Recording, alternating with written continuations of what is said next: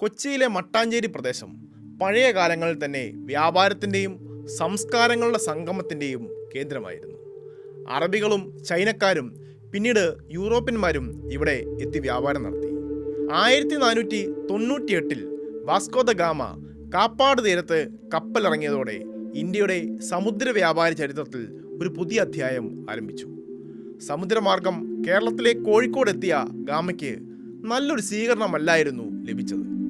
അറബികളുമായി ശക്തമായ വ്യാപാരബന്ധമുണ്ടായിരുന്ന കോഴിക്കോട് ഭരണാധികാരിയായിരുന്ന സാമൂതിരി പുതിയ വിദേശ ശക്തികളുമായി വ്യാപാരത്തിൽ ഏർപ്പെടുന്നതിൽ അത്ര താല്പര്യം കാണിച്ചില്ല. എന്നാൽ സാമൂതിരിയുമായി അത്ര രസത്തിലല്ലായിരുന്ന കൊച്ചി രാജാവിൻ്റെ നിലപാട് ഇതിൽ നിന്നും തികച്ചും വ്യത്യസ്തമായിരുന്നു. അവർ പോർച്ചുഗീസുകാരെ ഇരു കൈയും നീട്ടി സ്വീകരിച്ചു. എങ്കിലും ചില പ്രശ്നങ്ങൾ അവർക്കിടയിൽ ഉണ്ടായിരുന്നു. പ്രധാനമായും പോർച്ചുഗീസുകാരുടെ കൊളോണിയൽ ആധിപത്യ രീതികളുടെ പ്രശ്നങ്ങൾ. അത് മാറ്റാതെ ആ ബന്ധം ഊഷ്മളമാവുകയില്ലായിരുന്നു. പോർച്ചുഗീസുകാരുടെ ആഗമനം കേരളത്തിൽ വലിയ സാംസ്കാരിക മാറ്റങ്ങൾക്ക് കാരണമാക്കിയ ഒരു സംഭവമാണ്. മറ്റ് വിദേശ ശക്തികളിൽ നിന്നും വ്യത്യസ്തമായി കേരളത്തിൻ്റെ മതനിരപേക്ഷ സമൂഹത്തിൻ്റെ നിലനിൽപ്പിൽ അവരൊട്ടും തൃപ്തരായിരുന്നില്ല. കേരളത്തിലെ മാർത്തോമ ക്രിസ്ത്യാനികളുടെ സംസ്കാരത്തിലും ആചാരരീതികളിലും വലിയ പരിവർത്തനങ്ങൾക്ക് കാരണമാവുകയും കേരളീയ ക്രൈസ്തവ സഭയെ വിഭജിക്കുകയും ചെയ്ത ഉദയംപേരൂർ സുനകദോസ് ഇതിനൊക്കെ ഉത്തമ ഉദാഹരണമാണ്.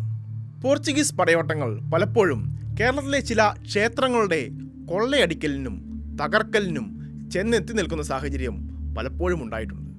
ഈ സമയത്ത് കൊച്ചിയിലും ചില ക്ഷേത്രങ്ങൾ കൊള്ളയടിക്കുകയും ക്ഷേത്രമുതലുകളിൽ നാശനഷ്ടമുണ്ടാക്കുകയും ചെയ്തു. ഈ ചെയ്തികൾ പലപ്പോഴും കോഴിക്കോട് സാമൂതിരിയിൽ നിന്നും കനത്ത എതിർപ്പ് നേരിടേണ്ടി വന്ന പോർച്ചുഗീസുകാർക്ക് വലിയ തിരിച്ചടിയായി തീർന്നു.